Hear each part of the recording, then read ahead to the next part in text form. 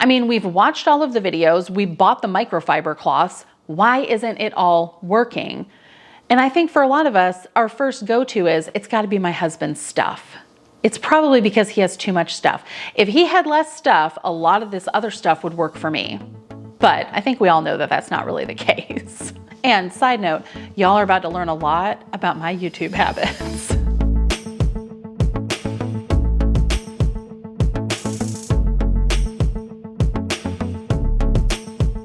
Well, hello friend. If you're new here, welcome. I'm Mary Beth. And on this channel, simple living and deep faith go hand in hand. If you're not new around here, I'm back.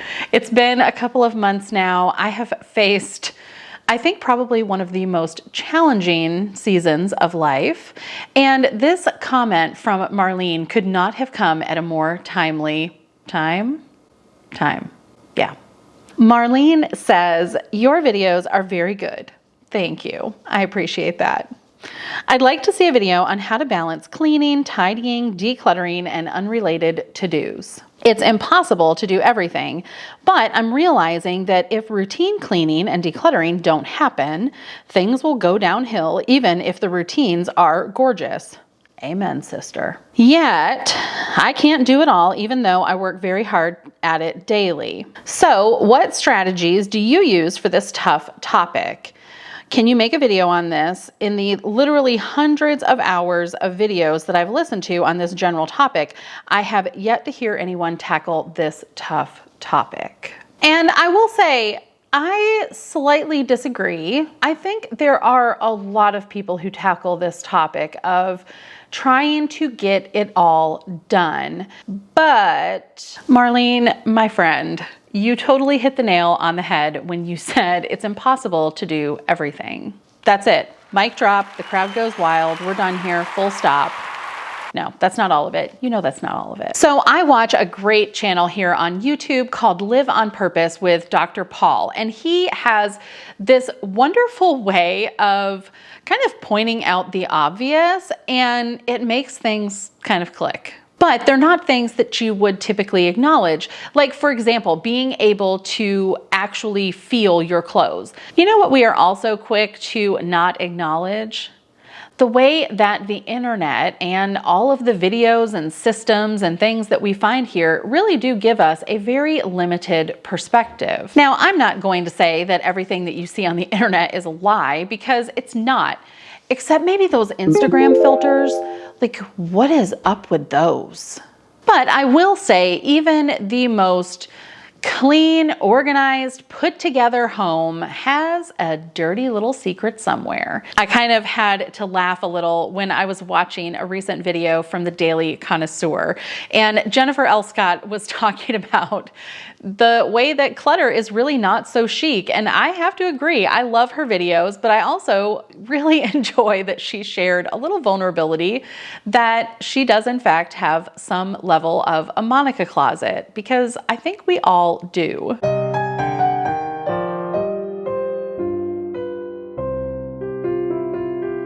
So the question is, why does this happen? Now, this is where things have to take a bit of a turn. So buckle up, because we're going to have some real talk. We could talk about how our circumstances are greatly different from those of the circumstances we are watching. You know, stay-at-home mom versus work-at-home mom versus work away from mom, 6 kids or 1 kid, financial freedom, mountains of debt, small house, big house. All of these have an effect on the way that we view these systems, set the expectation, and then try to implement them for ourselves.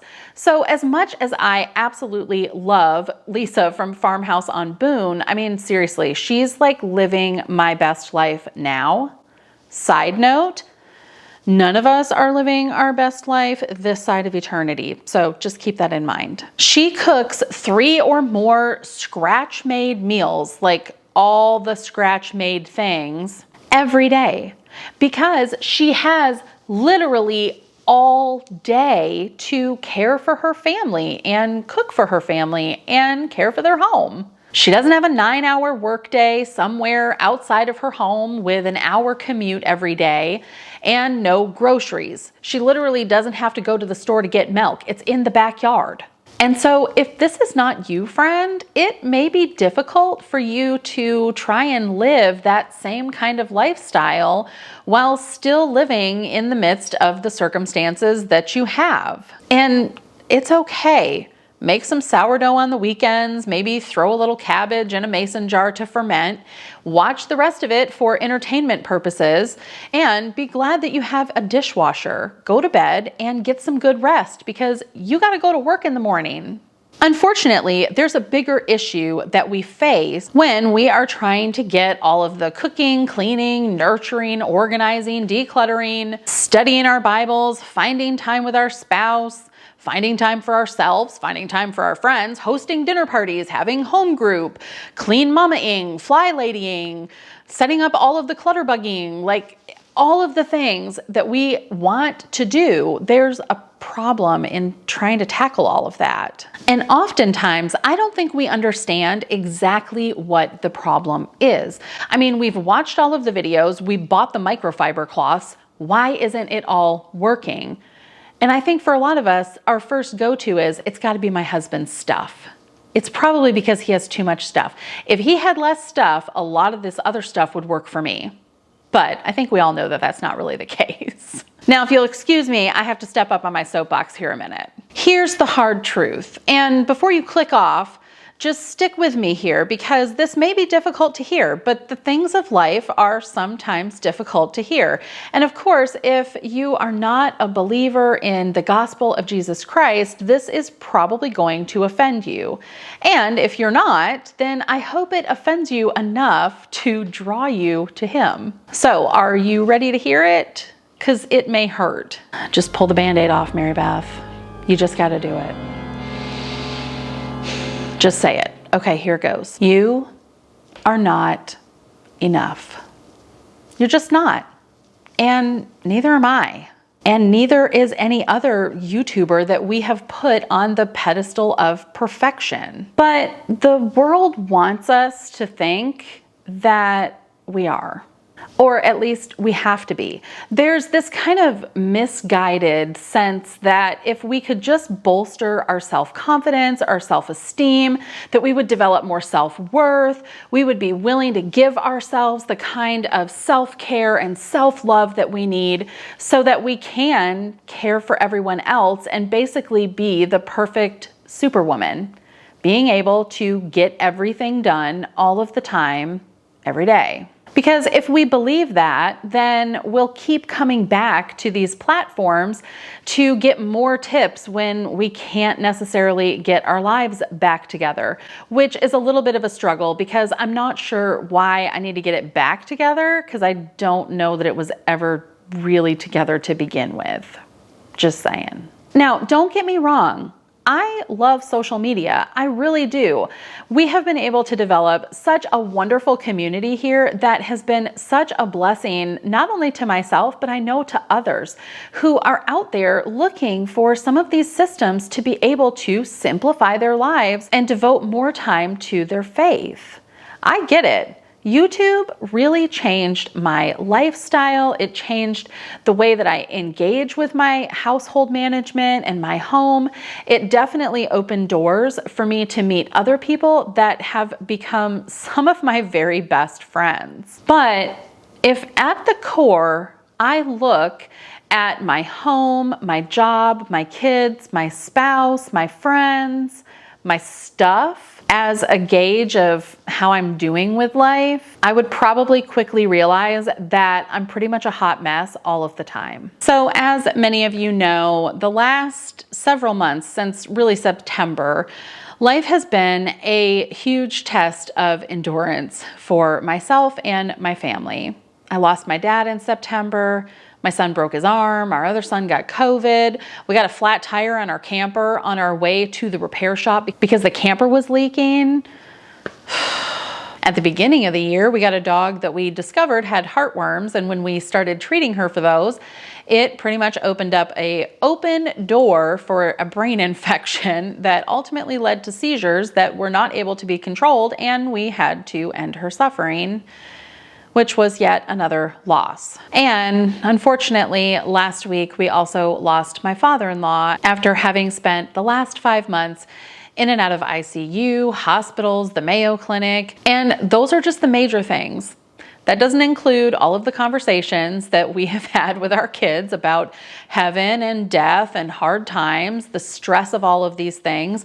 My husband going back to actual working in the office instead of working from home. That was a huge shift. And all of that stress creates inconsistencies, especially for our home, who is pretty regimented and systematic and tries to sort of run like clockwork because just our regular life outside of the crisis is somewhat demanding, which also causes more stress. So is it any wonder why it's difficult to get dinner on the table? No, it's not. A good friend who is much wiser than I am brought donuts and movies over for our kids last week after my father-in-law passed and my husband was out of town trying to help prepare for his funeral.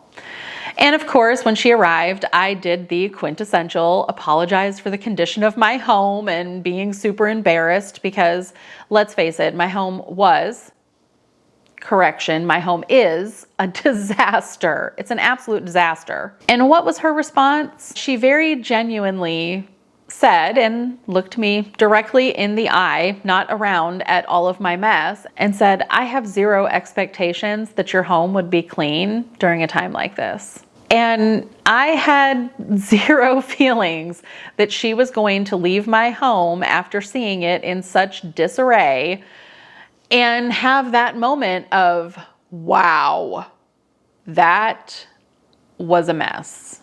I knew that wasn't going to happen. She had also experienced some of those things that just drives you to the feet of Jesus because there's nowhere else for you to go. It's in those times when I really do start to realize that despite encouragements at the end of YouTube videos, I'm really not enough. I'll never be enough. And that's okay because He is. I don't have to be. In fact, I've been uniquely created by God to not be enough so that I have to depend on Him to really have my daily bread, and that through my weakness, He is glorified. He's the only place that I can find my worth. It's what drives me. It's what gives me the discernment to know that I don't have to clean my toilets every day because sometimes opening the Word of God is more important that particular day. And other times, it's more important for me to do up those dishes and do my Bible study another time because I can spend time in prayer with Him while I'm doing those dishes. And I may need that because I may also need to sit down and have a heart-to-heart ministering session with my son who's having a difficult time with yet another loss in his life. It gives me the freedom to know that sometimes sitting in the chaos of my home and doing Bible study is what is going to help me stop feeding the meter of chaos in my kids. It brings peace in knowing that the laundry isn't going to live on the couch forever and I can get my dirty dishes done when I really do have time and effort to put forth, but that it will be okay if they do have to sit for a little while. It really puts that eternal perspective back in the right place. That these momentary challenges, these times when we feel overwhelmed and like we can't get any of the things we want to done, it's really just a drop in the bucket in the eternal timeline. There's not one thing wrong with the systems or the people who've developed them and use them on a regular basis to keep their home a little more tidy and organized and just feeling a lot more fresh. But they aren't perfect. They skip their routines sometimes. They get behind in things. They let paper pile up a little bit. They forget to turn the dishwasher on at night and end up having dirty dishes in the morning, which kind of sets off a chain reaction in our perfect little system. They stuff things into a drawer or a corner or a pile when someone stops by unexpectedly. They let their kids' toys pile up and they gather way too much of some books or not books or something else. They leave laundry in the washing machine overnight and sometimes have to rewash it because that actually happened 3 days ago. And we forgot that it was in there, even though we're supposed to do laundry every single day according to our own system. But someone had a stomach bug and couldn't actually wash the laundry every single day like we used to. I mean, you get where I'm going with this, right? There's nothing wrong with the system. We're all just kind of doing the best that we can, but it won't ever be perfection, at least not until Jesus comes again. Until then, our work is going to be toil. Our kids are going to mess up a room 5 seconds after we just took half the day to clean it. And it's okay. We're not enough, but He is, and it's going to be okay. Now, I am going to give a shameless plug here for my decluttering playlist, because although we can't ever get to pure perfection in everything that we do, having a lot less really does make the day-to-day things at least a little bit easier. It's not perfect, but it does help. So if you want to click the link right up here, it will take you to a playlist showing how I decluttered about 80% of our home. Thanks so much for watching, and I'll see you next time.